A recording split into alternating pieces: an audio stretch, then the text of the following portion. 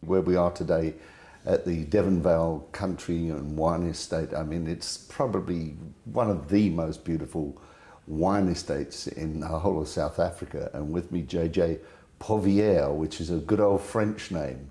Were you one of the original French settlers?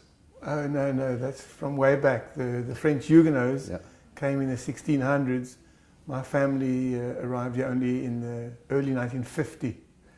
And I was actually born in South Africa from the French parents.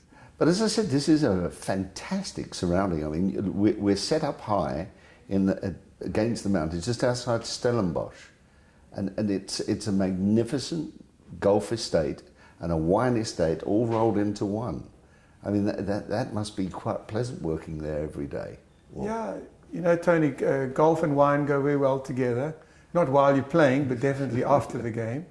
And we form part of the Devonvale, the Bottler Hills area, famous wine growing area. And and we have our own wine label to match as well. You've also got your own restaurant, your own sort of hotel, really, cottages you rent out, and there's a private estate where people live as well. Yes, it's a combination of many things. The lodge or hotel is 4-star. It's very beautifully done, and the restaurant forms part of the clubhouse, so it's for use by the public, the members, and the hotel guests. And of course, we have 80 private homes, freehold homes, that have largely been sold.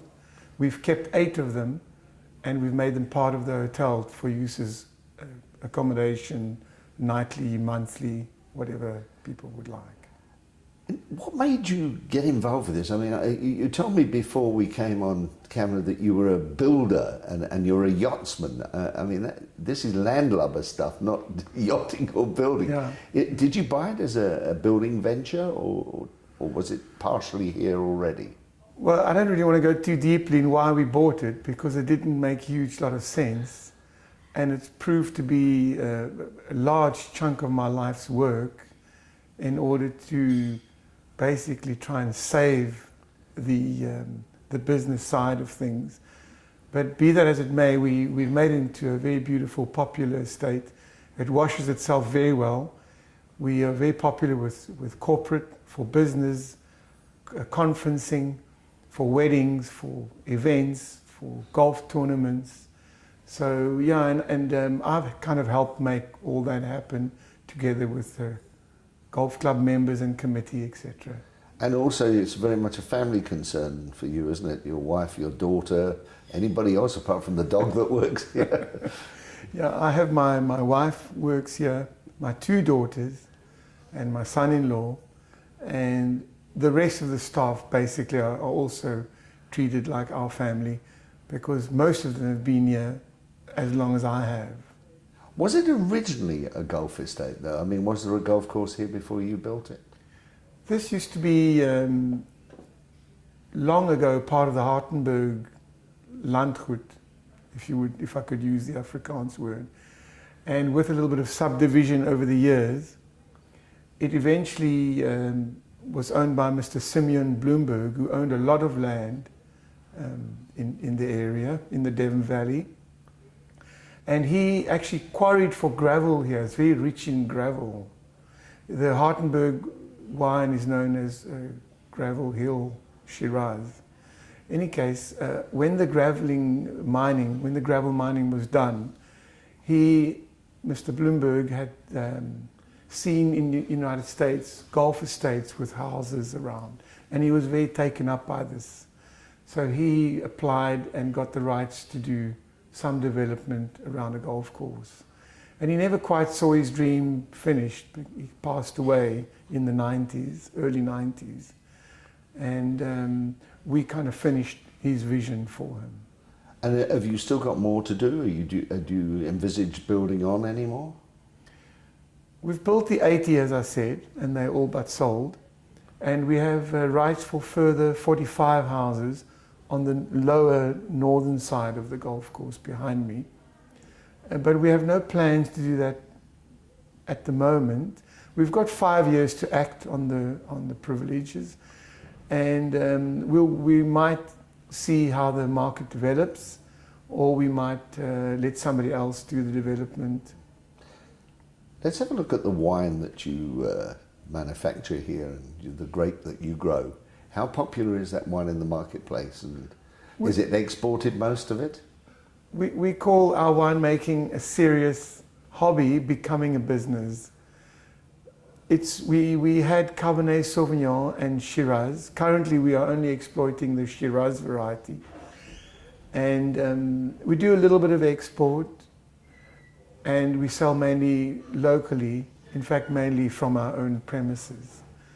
The wine is gaining popularity, it's getting reasonable ratings in the Platter Guide. It's winning the odd blind tasting, which to me is very important, because then it's really what people think and not the label they saw. And that's very exciting for us. And some of our vintages are already sold out. And like I say, it's an exciting, fun thing to be doing. And although it's not a huge money spinner, it's by far my most favourite part of the business. I was going to say, I saw this huge beam and smile come across your face when we were talking about the wine. I gather a lot goes across your personal dinner table. We won't talk about that too much, but yes, I do enjoy the odd glass with dinner. Thanks. Well, we look forward to trying it actually and seeing what it's like as well. But moving on to the golf there, do you have any large golf tournaments here? Have you ever thought of putting yourself onto the tour? The South African the Sunshine Tour, the Sunshine Tour. We've had one event in my time, some 5-6 years ago. We had one Sunshine Tour event, but you know, most Sunshine Tour events are happening in the Transvaal, in Gauteng area. The sponsors are up there, and the money's more up there for that sort of thing. And we do get used regularly in major tournaments. For example, when the SA Open was held for 3 years running at Pearl Valley, 5 and 4 years ago, I think, we were used as the course for pre-qualifying by the Sunshine Tour, together with PAL. They always have about 12 slots open just before the event for, call them last minute guys, who got to play here, and the top 6 on the day. That was fun. And then we have major interprovincial tournaments. Yeah, so, but you know, these games and these events get given to a region, and you don't get them all, you get them kind of in your turn. Because looking across here and at the state of your greens, I mean, they're in magnificent condition. They're well looked after. One would go nearly as far as to say they're pristine. We're very excited about the state of the course. We've got professionals looking after the golf course, Southern Turf Management, and we're very, very thrilled with what they're doing for us. We work together closely with them. We've been doing it for 14 years, so it's not like we don't know what to do. But they have a terribly professional approach, and it's very exciting for us. So for a golfing family, or a family to come out here for the day, there's relaxation, there's a pool, there's a briar area even, isn't there, that you've absolutely, set up? Absolutely. There's a little playground for children. There's a large pool.